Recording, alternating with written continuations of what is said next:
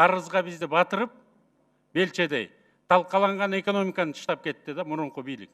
20 миллиард сом дефицити менен. Ошон үчүн 18 жылы бир да жылыш болгон жок, урматтуу коллегалар. 19 жылы мына кичинеден эсибизге келип баратабыз. Мен бул жерден центральный трибунадан айткам, неформальный формат управления деп. Өзүнүн эң жакын кишилери менен арабызда да анча-мынчалар бар ошолор. Алар биригип алып эмне кылышты? Бир шопурун налоговыйга зам директор кылды. Бир шопуру бажыны, сот бийлигин, укук коргоо органдарына тең өзүнүн кишилерин баарын алып барды. Бир водителин СМБга алып барды, бир водителин МВДга алып барды.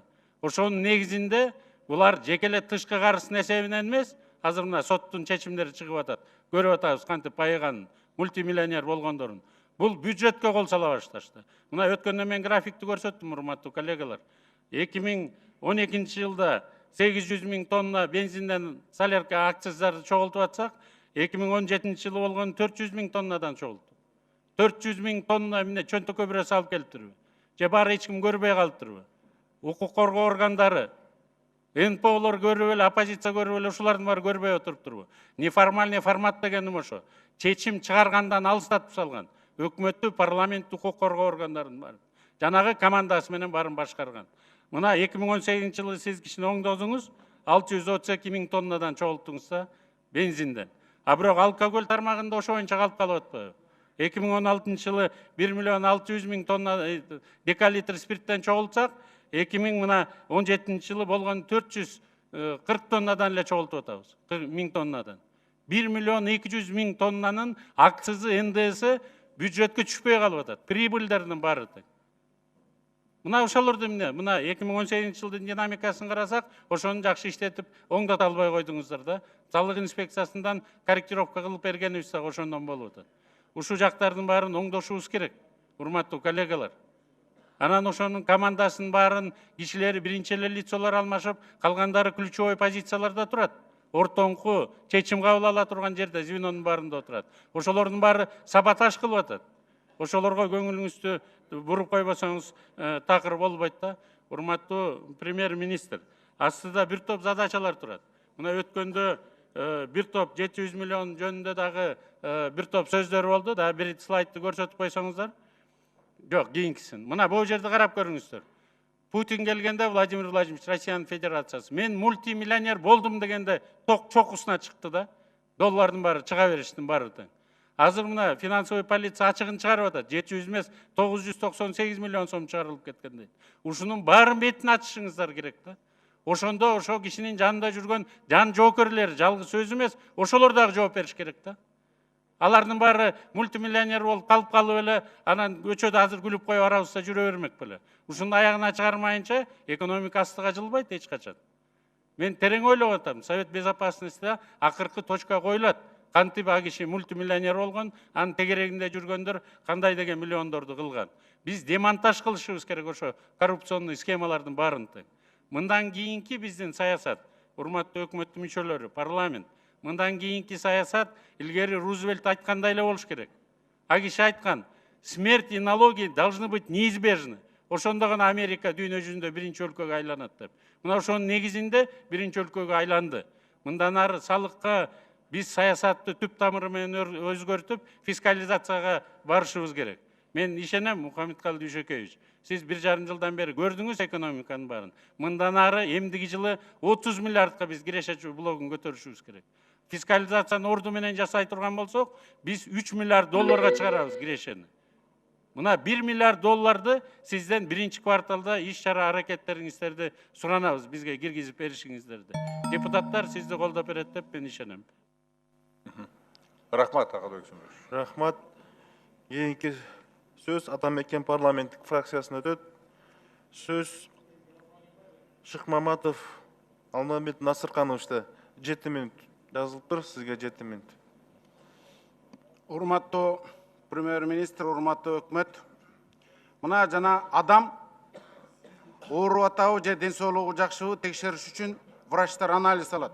Соясын текшерет, сахарын текшерет, холестерин текшерет, креатинин текшерет. Анан баары норма болсо норма, норма болбосо ден соолугу начар адам деп айтылат. Экономиканын акыбалын билиш үчүн адамзат окумуштуулар макроэкономический показатель деген анализди ойлоп тапкан.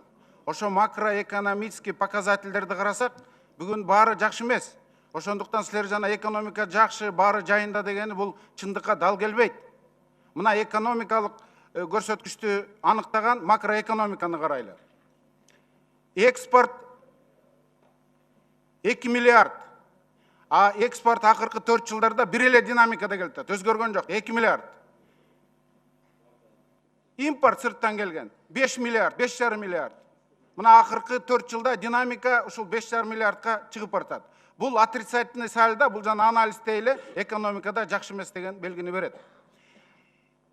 Импорттун азайышынын көбөйүшүнүн себеби бул биздин өндүрүшчүлөр конкуренцияга чыдабай атат. Бизде өндүрүш жок. Биз сырткы өндүрүшчүлөрдү багып атабыз. Мына сырттан келип атат. Бардык товар сырттан келип атат. А бир айта турган бир маселе барбы? Бир инвестор барбы? Бир крупный бир инвестор келип, жумуш жорун түзүп, бир ишкана ачып, миллиондогон долларды салган бир инвестор айткылачы, бул инвестор, бул компания деп. Бирөө да келе элек акыркы жылдарда. Тескерисинче, отток капитала сыртка кеткен. Силердин данный боюнча 400 миллион доллар отток капитала деп мына өзүңөр берген кагазда жүрөт. Улуттук банкта боюнча. Өзүңүз айттыңыз, 90 миллиард 18-жылы чыкты, 450 миллиард доллар 19-жылы чыкты. Мына отток капитала деген ушул. А өндүрүш өсүш үчүн бир чоң инвестор келиш керек да. Инвестор келек. Демек, инвесторлор мыйзамга ишенбейт, сотко ишенбейт. Биздин мамлекеттин инвестиционный климат түзүп берген шартына ишенбейт. Ошон үчүн инвестор келбейт да. Мына силер өзүңөр берген кагаздарда, Мухаммед Дүйшекеевич, 25 миллиард инвестиция деп жазыпсыңар. 25 миллиард инвестиция эмес. Ал подмена понятий. 25 миллиард бул жана урматтуу депутаттар, биз уламдан улам ратификация кылып аткан карыз менен грант. 25 миллиард биз жакында карыз алабыз, анан эл аралык институттардан грант алабыз. 70% карыз, 30% грант. Ошону силер инвестиция деп жазып, кээ-бирлериңер мактап атасыңар. Ой, сонун болот турбайбы? Инвестор келе элек, инвестор жок. Отток капитала жумушсуздук 19%, эксперттердин айтымында 23%. Инфляция 3,6, өсүш 5 деп атасыңар. Бирок инфляцияны жоон тери менен эл сезип атат, он кымбаттады, билет кымбаттады, баардыгы кымбаттады. Инфляцияны биз сезип атабыз. Бирок өсүштү сезбей атпайбызбы? 11 миллиард кошумча дейт. 11 миллиард жанагы гранттардын эсебинен кошумча болуп атат. Эми эң орчундусу бул контрабанда. Мына бизде ВВП 660 миллиард сом ВВП.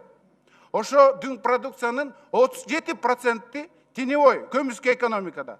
Бул деген сөз, Дүйшекеевич, Мукан Дүйшекеевич, бул деген сөз 180 миллиард теневой экономикада. Андан биз салык мамлекет канча албай атат? Примерно 48 миллиард сом биз жылына ошол теневой экономиканын айынан албай атабыз. Ал эми ошол теневой экономиканын львиный доля деп коет го, эң чоң долясы бул контрабанда. Контрабанда ар бир 4-чү литр бензин контрабанда. Ар бир 5-чи пачка сигарет контрабанда. Эми ошо контрабанда деген бул бир мафия экен да. Жылына мамлекетке 500 миллион доллар жылына мамлекетке зыян тийгизип атса. Ошол контрабанданы токтоткула. Контрабанда менен аеосуз күрөшкүлө. Эгерде контрабанданын мафиясын алыңар жетпесе, анда ачык айтып кеткиле, элди да өзүңөрдү кыйнабай. Мына бүгүн айткан цифровизация. Ошо цифровизацияны эртелек койгула. Контрабанда баарыбыздын бюджеттин канын ичип аткан бүгүн контрабанда. Контрабанданы жеңсеңер, мына силерге орден бериш керек. Контрабанданы аягына чейин күрөшкүлө. Биз жардам беребиз. Анан кечээ мына контрабанданы сындаган блогерди алып барып камап салдыңар. А контрабандисттерге алыңар жетпей атат. Эми ошол блогерди камап не кыласыңар, мен ошого түшүнбөйм. Ал болгону контрабандисттерди мамлекетти сындачу экен. Анда парламентти деле күнүгө сындашат. Ошолорду камайлы эмертең. Ошондуктан ушу бир качан түшүнөбүз. Камаган сайын, репрессия кылган сайын, куугунтуктаган сайын чыңалуу жаралат.